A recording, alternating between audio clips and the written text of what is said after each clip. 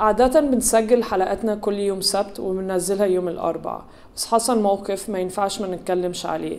المصريين اللي اتخطفوا في ليبيا واللي اتقتلوا من داعش، مش عارفة أقول إيه، بس عايزين نعزي أهالي الشهداء وأقول لهم our hearts are with you. وإنك يعني الحكومة، أنا مش عارفة أتكلم من كتر زعلي ومفيش كلام إن قادرة أعبر اللي أنا عايزة أقوله، بس عايزين نقول للحكومة إن ناخد خطوات وما نخليش الدم المصري يبقى رخيص قوي كده. وبالذات النهاردة نزل خبر تاني إن 25 ل 35 واحد اتخطفوا تاني. Our hearts are with you. I pray, we pray. وربنا معاكم وربنا معانا. حاجة واحدة أخيرة، لما ينزل فيديو تاني أو أي فيديوهات من النوع ده بليز ما تفرجوش عليها، بليز ما تعملوهاش شير، ما تعملوهاش لايك، ما تبصوش عليها. هم عاوزيننا نتفرج على الحاجات دي، هم بيتشهروا من الكلام ده. بليز أرجوكوا ما تعملوش شير للفيديوز.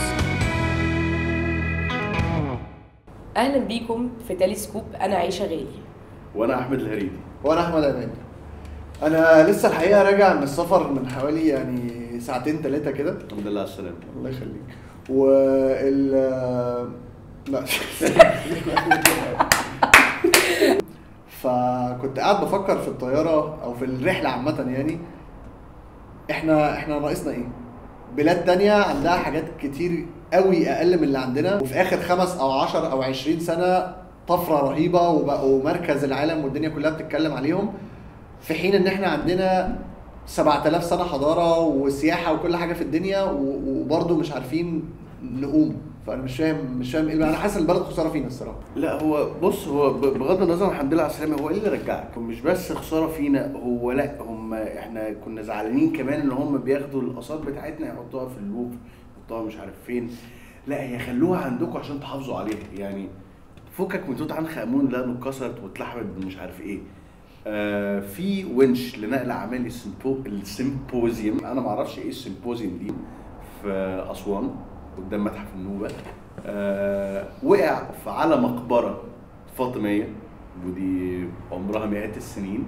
الونش وقع في المقبره، ومش بس كده، لا الونش دخل جوه المقبره ونزل سولار وزيت بتاع، فمقبره اتروقت يعني.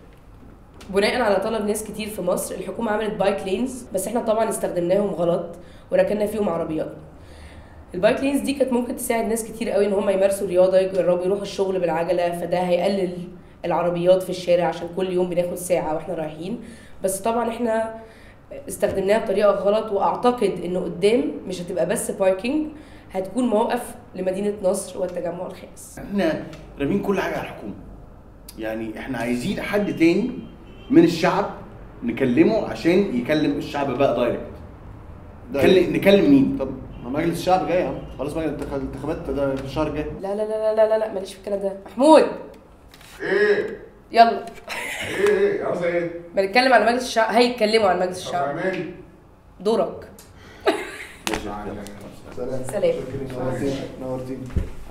صباح الفل. انا خايف قوي، هو انا اول مره اشوفك مش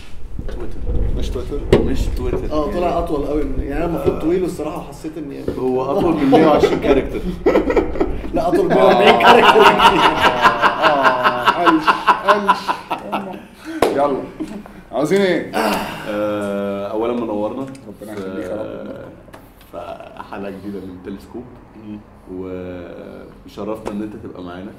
ربنا يخليك. ساند مونكي، انا شرفني ان اكون معاكم برضه. عاوزين تتكلموا عن مجلس الشعب؟ مجلس الشعب يا بيه، مجلس الشعب. طب ايه انتوا عاوزين ايه؟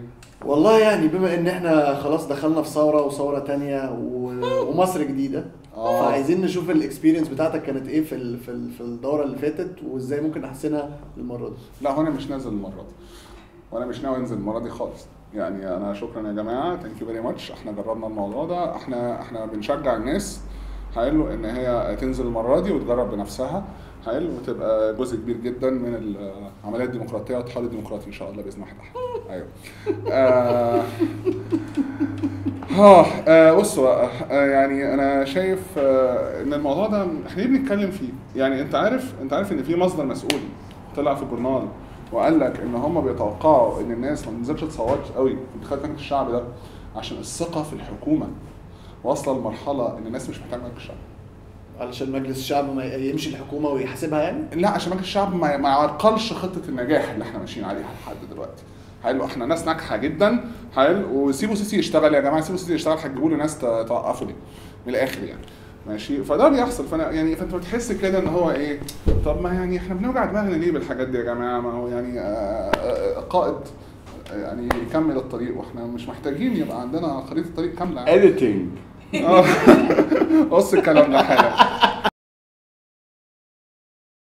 فيري انفلترد. وبص يعني انا عملت قلت اسطوري يا رب. لو عجبتكم الحلقه دوسوا على دماغ عيشه، وما تنسوش الكومنتس تحت، وحلقاتنا القديمه هنا. هنا. يلا نشوفكم المره الجايه.